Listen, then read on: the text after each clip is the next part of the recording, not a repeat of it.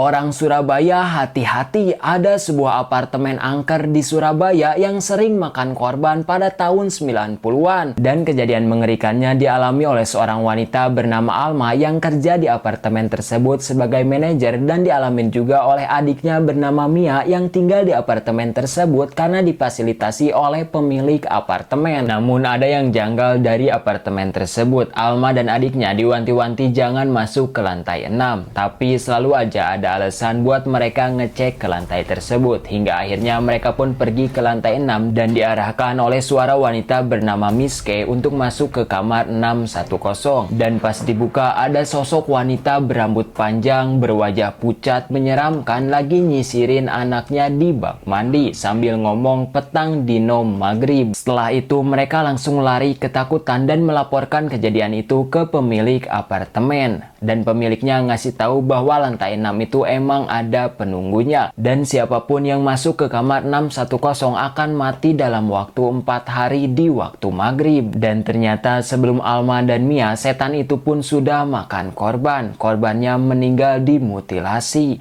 Dan benar aja, setelah kejadian itu hal menyeramkan terjadi. Mereka diteror oleh sosok hantu wanita bernama Miss K hingga nyawanya di ujung tanduk dan harus memecahkan misteri Miss K dalam waktu 4 hari. Untuk menelusuri misteri tersebut, Alma lapor pacarnya yang polisi, panggil orang pinter sampai ke pedesaan buat telusuri asal-usul tari topeng Malangan. Dan kalau nggak selesai dalam waktu 4 hari, mereka harus meregang nyawa seperti korban sebelumnya, yaitu dimutilasi. Nah, kisah Alma dan Mia ini adalah cerita dari Panggonan Wingit 2 yang terinspirasi dari kisah nyata. Dan kalau lu nyari film yang sadis, serem, banyak jumpscare, dan penuh misteri, Panggonan Wingit 2 ini yang harus lu tonton. Teror yang dilakukan si hantu bener-bener menarik dan gak monoton, jadi bikin gua penasaran dan nunggu-nunggu teror apa yang bakal terjadi selanjutnya. Dan untuk ending dari film ini pun gua suka banget, bener-bener memacu adrenalin. Selain mereka harus berantem sama tokoh jahat, mereka pun dikejar waktu buat nyelamatin diri dari teror si hantu yang sangat menyeramkan. Lo harus nonton sih, ini film bener-bener seru pol, apalagi nontonnya bareng teman. Gua jamin gak akan nyesal dan lo akan kaget kalau tahu endingnya. Film ini tayang di bioskop mulai tanggal 25 Desember 2024. Kalau udah nonton, share di kolom komentar bagian mana yang paling bikin lo merinding ya.